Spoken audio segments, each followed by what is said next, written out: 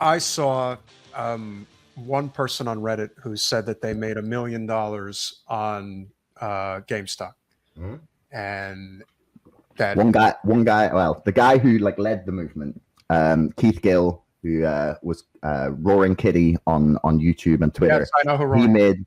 He made his well, at one point at least, his portfolio was worth $46 million. But this one particular person on Reddit, basically said, I can't believe I have $1 million. I'm now going to be able to pay off, I think, his mother's medical debt or something like that. Yeah. It was just so horrifically sad, but I think it spoke to the humanity that really does exist with a lot of people who, it's workaday people that deserve the breaks. And the people who unfortunately control our economy stateside, and let's face it, we're one of probably 2 or 3 countries that really run the world when it comes to the markets. That person getting $1 million to a hedge fund billionaire, he looks at that person who got that $1 million and think, that son of a bitch. Yeah. That's how because it takes a certain level of narcissism. It takes a certain amount of sociopathy. Oh, yeah. No, these are psychopathic and people. Psychopathy in order to do this. Oh, yeah. And so as bad as Trump is, and there's a lot of bad you could say about him, he's a buttercup compared to a lot of other people that swim in those waters. He may think he's a shark, but I could show you a lot worse people than him.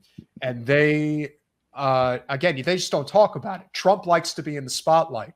Most of the people who do these things, they like a very low profile. They want anybody to know who they are. They don't even want to know that they're alive.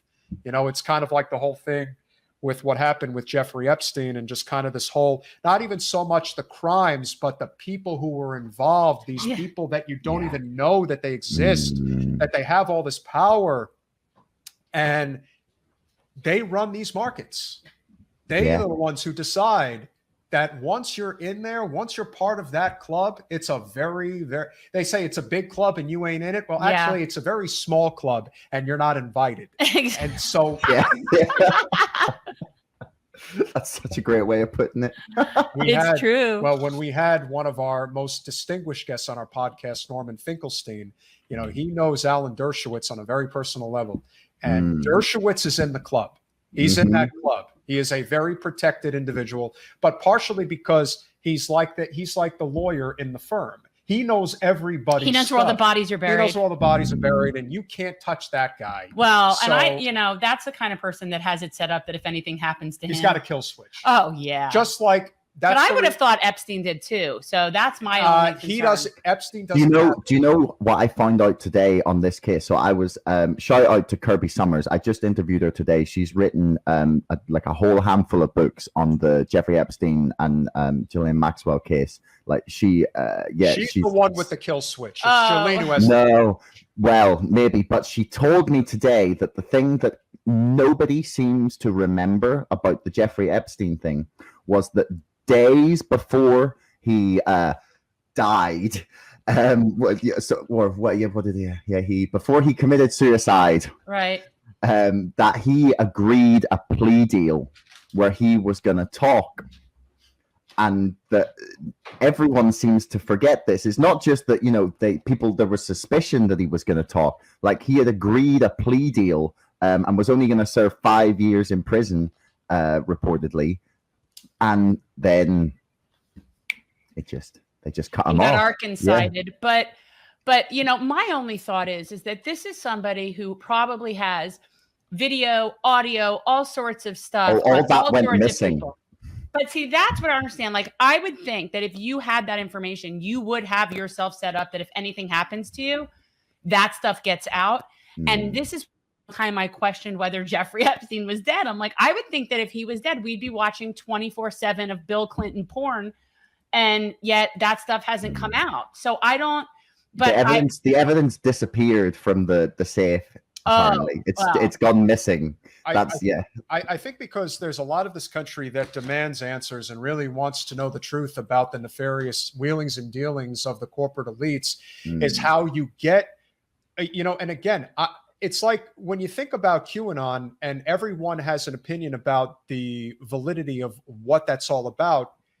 Yes, there's grifters who are convincing people of X, Y, and Z. The righteousness of what they're trying to fight for is not wrong, but you get these people who are opportunistic and scare people into giving them money and building this false movement. But the idea that there isn't nefarious behavior that takes place amongst the elite of the elites in society is just a complete falsehood. And it's no different than market manipulation. It's a real thing. And so when people get an idea of, well, maybe we have an opportunity to make some money in the market, let's go make some money.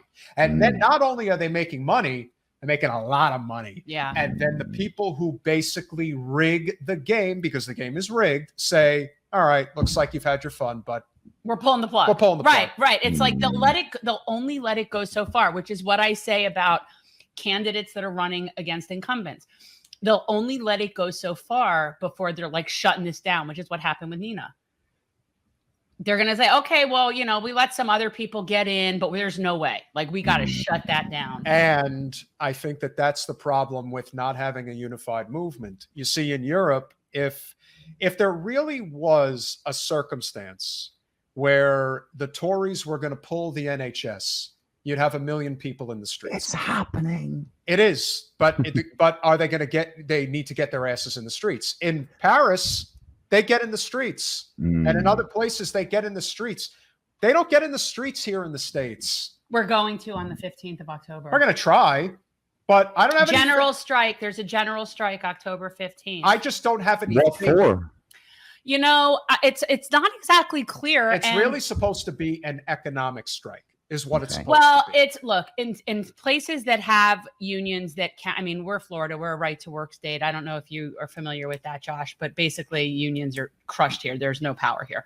The idea is there's certain demands. I believe it's a $20 minimum wage. They want to end the emissions. Like, they have all the demands that are basically what our demands are, right? Like, these are the things. And I heard Kyle Kalinske mentioned it. I looked it up, and yeah, there's this thing pushing for everybody to sort of do something on the 15th of October. And I think the key thing that we're going to push for is no spending. Everybody just is not spending. Well, I still think that the best way to actually enact change in the States is you have to have a consensus, especially when it comes to online shopping. Yeah. That everything has to go through small business. It cannot go through any big box. So companies. I think that's the gist of it. But I think we should also have an action, and I'm ready. I have my yellow vest. We had a really cool conservative come on our podcast on Monday. Her name is Carol Roth, wrote a great book, The War on Small Business. And she advocates for using anybody but companies like Walmart and Amazon. And that's where, as I like to say, the unification between progressives and libertarians is a real thing, and it needs to happen where the primary issues of agreement can be found. You know, if you're going to get marred down in very specific minutia about things like abortion and gun rights, you're never going to win. But there are a lot more important pressing issues that affect our day-to-day lives other than the culture war that we're actually going to come up with solutions. The second we start talking about as a collective economic solutions, that's when the establishment brings the hammer down. That's when they bring down the hammer down. That's how it works.